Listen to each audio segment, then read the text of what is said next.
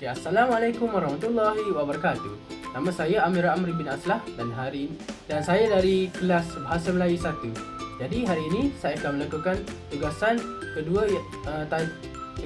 tajuk pengantar pengajar pendidikan yang diajar oleh Encik Muhammad Anwi bin Hussein, dan kod kursus ini ialah GPP 1092. Jadi ayo kita teruskan dengan pembincangan saya pada hari ini.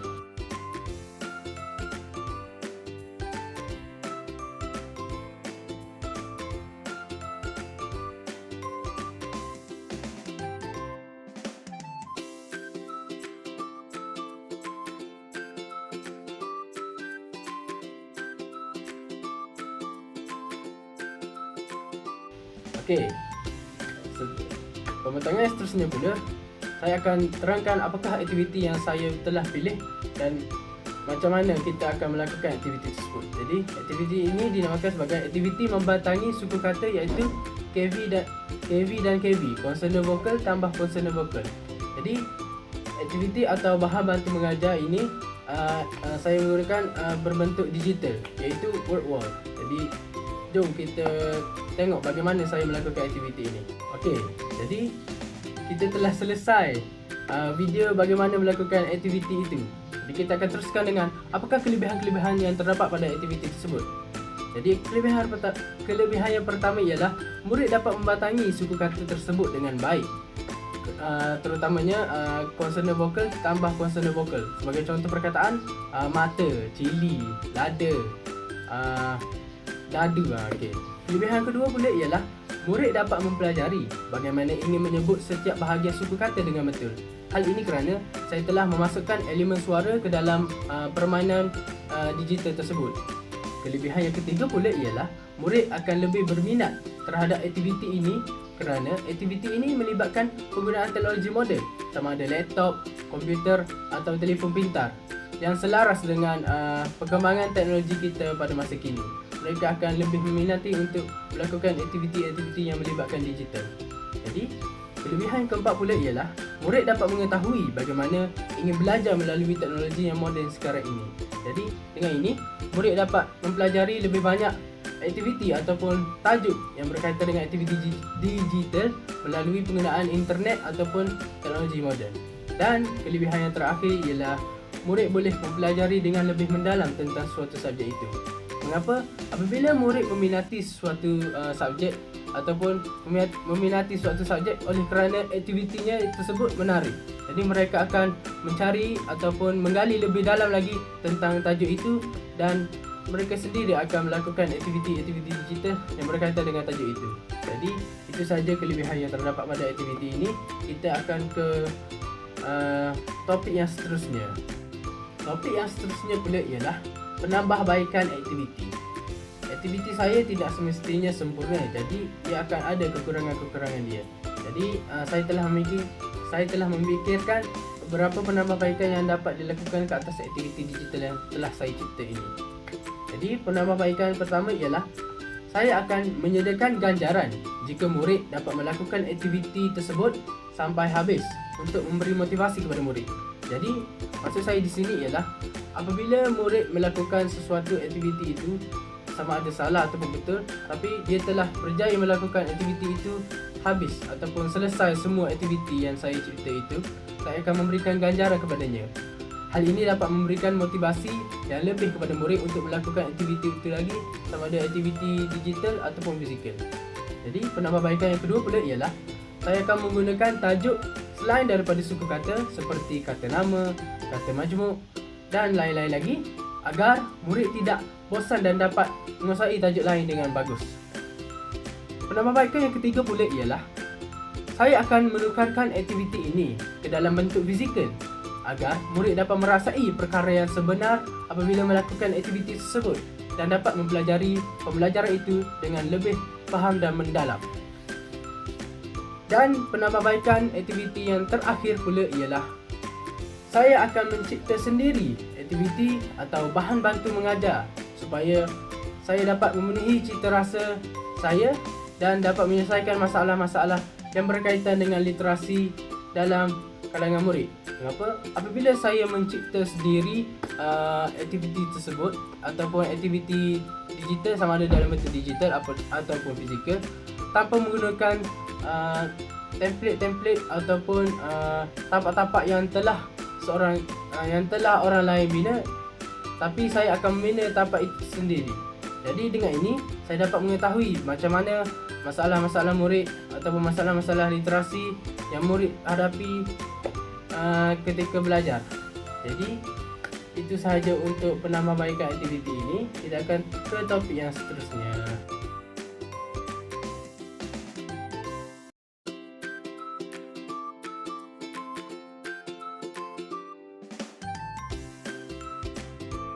Sebelum kita memulakan dengan topik kita yang seterusnya, iaitu apakah berkaitan aktiviti tersebut dengan aspirasi dan hala tuju pendidikan, kita akan berkenalan dulu dengan beberapa dasar pendidikan ataupun sistem pendidikan yang Malaysia telah perkenalkan mengikut semasa ke semasa.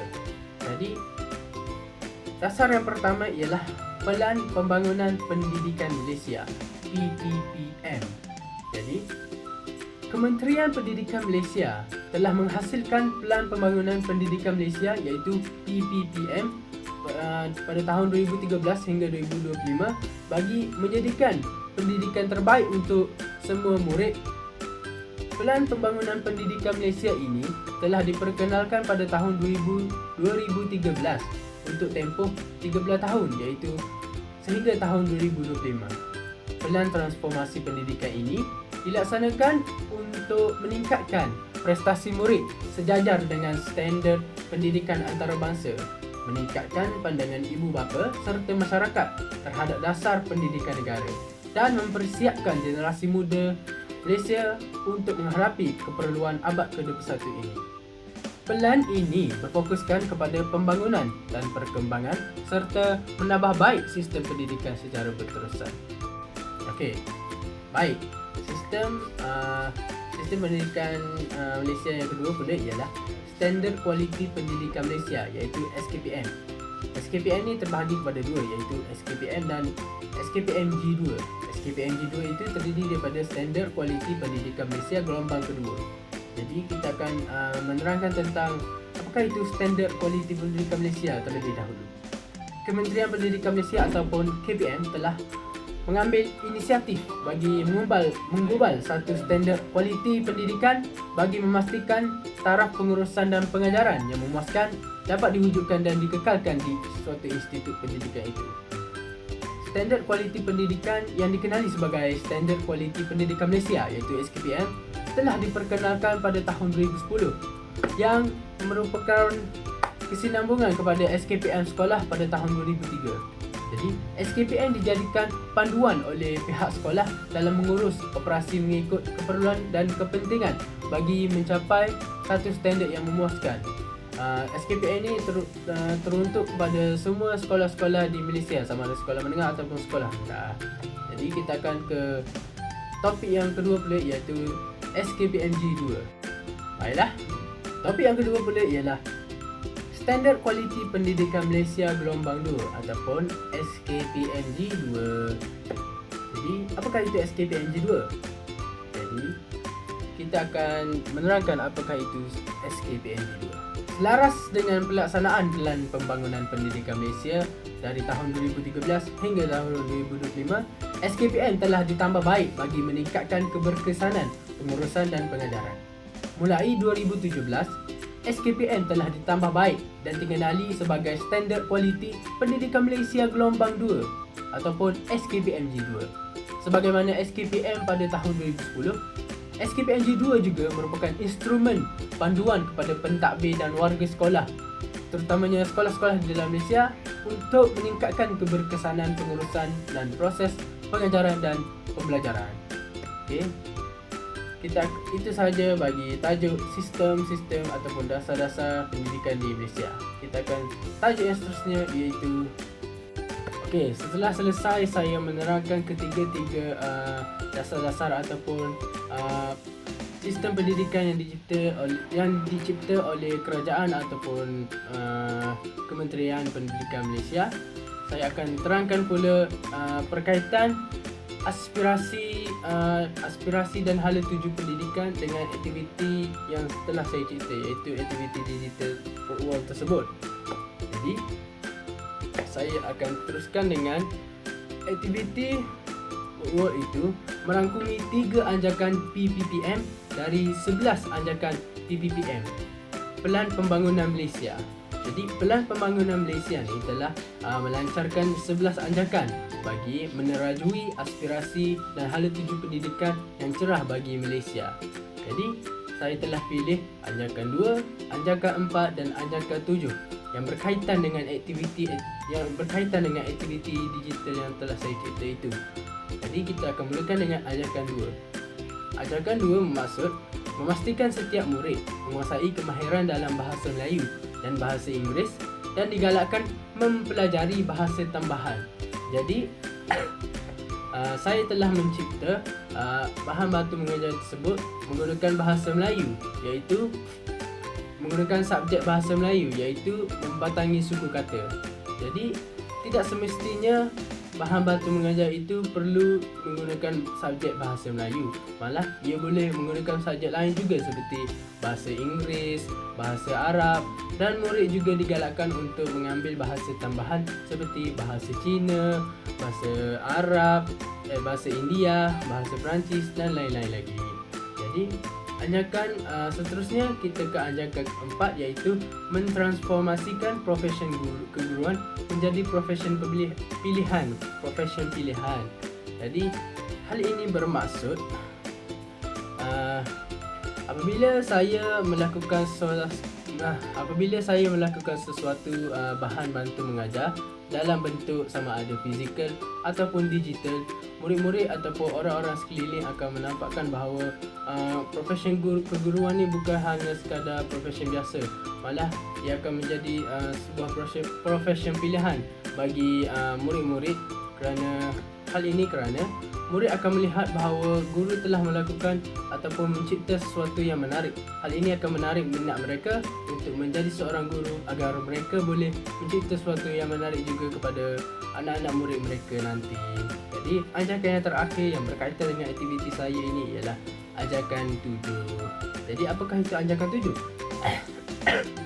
Anjakan 7 memanfaatkan teknologi maklumat dan komunikasi, iaitu TMK, bagi meningkatkan kualiti pembelajaran di Malaysia.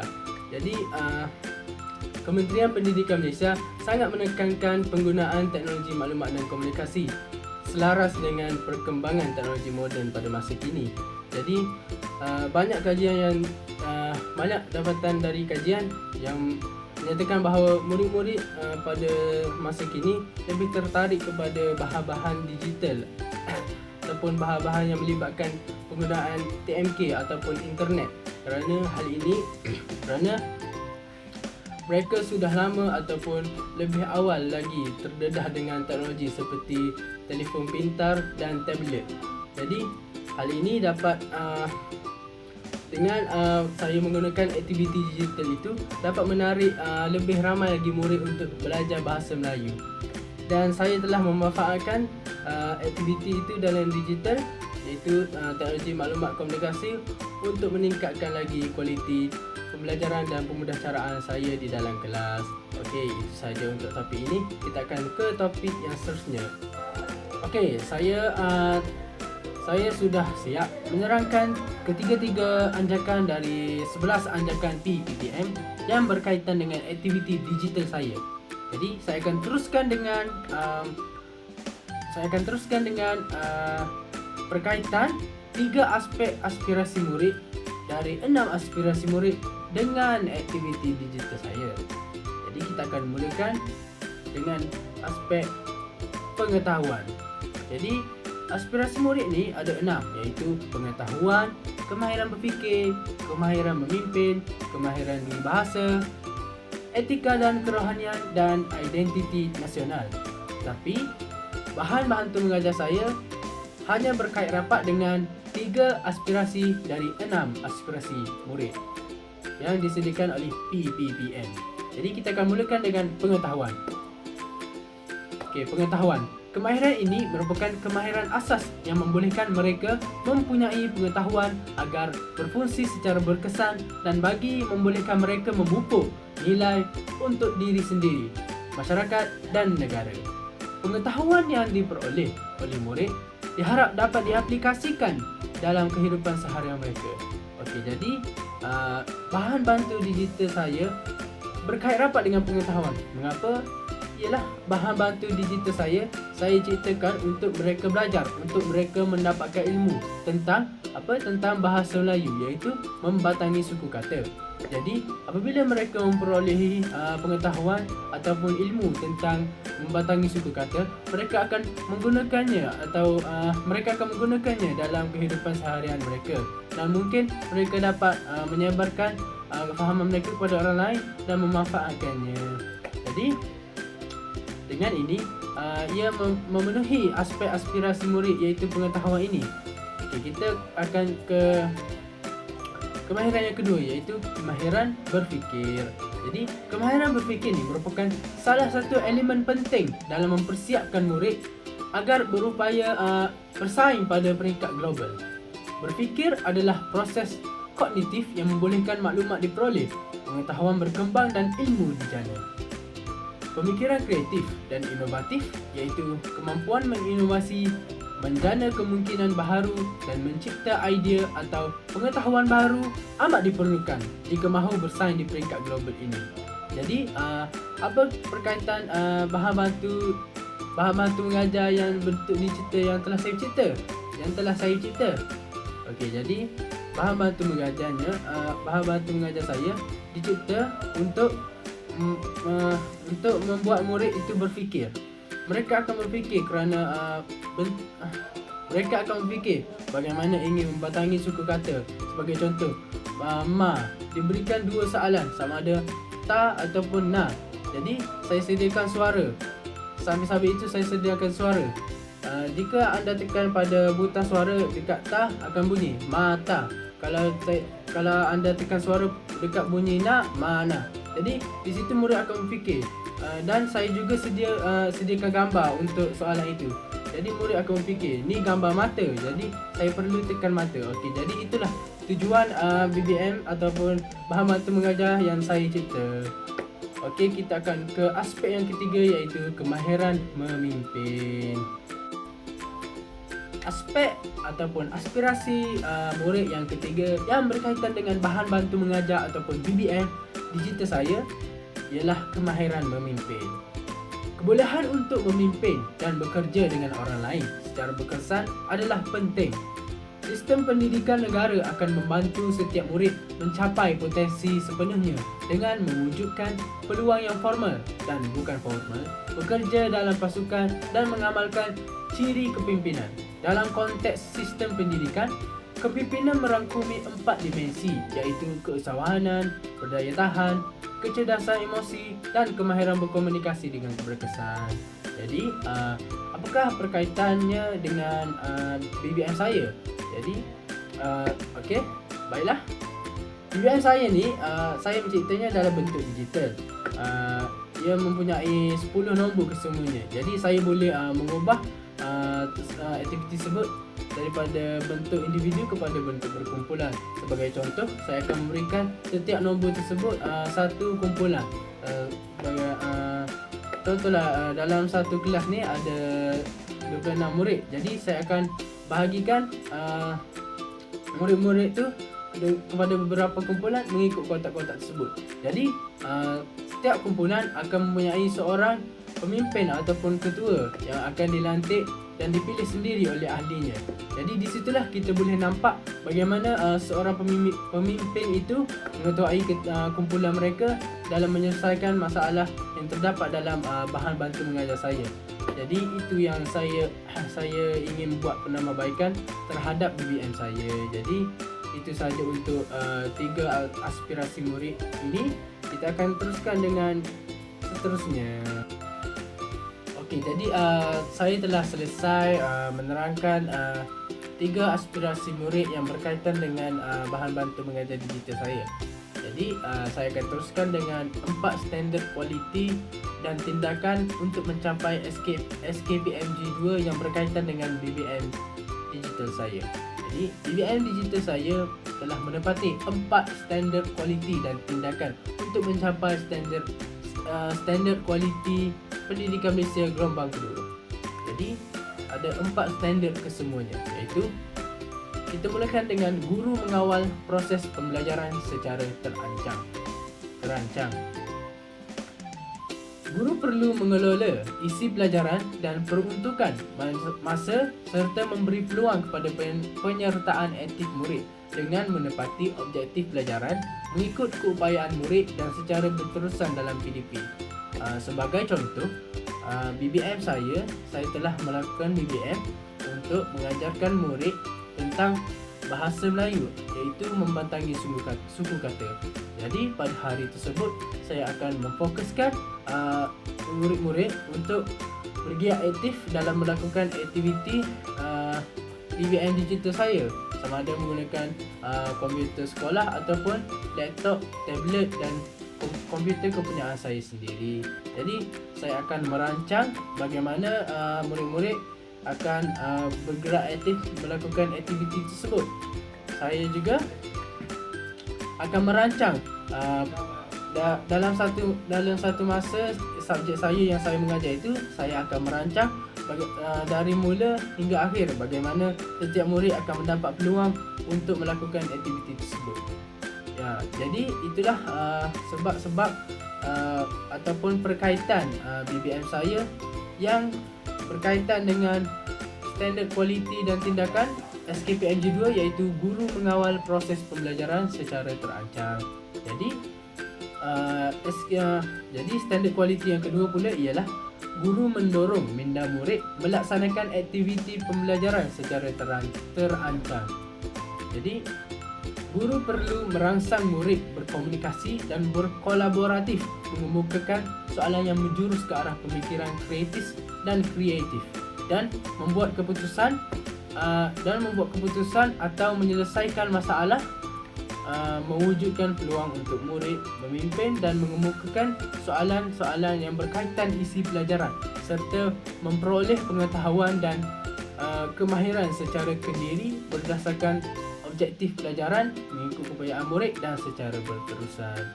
Jadi apa yang standard quality ini mengatakan bahawa jika dilihat kepada BBM digital saya telah mencipta satu BBM yang di mana murid akan belajar bagaimana ingin membatangi suku kata.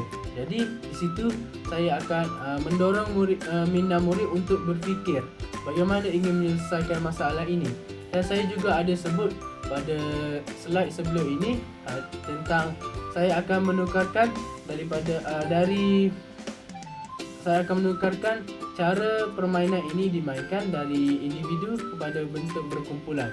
Jadi di situ murid-murid di mana saya akan melantik ataupun mereka akan pilih sendiri siapakah pemimpin setiap kumpulan tersebut.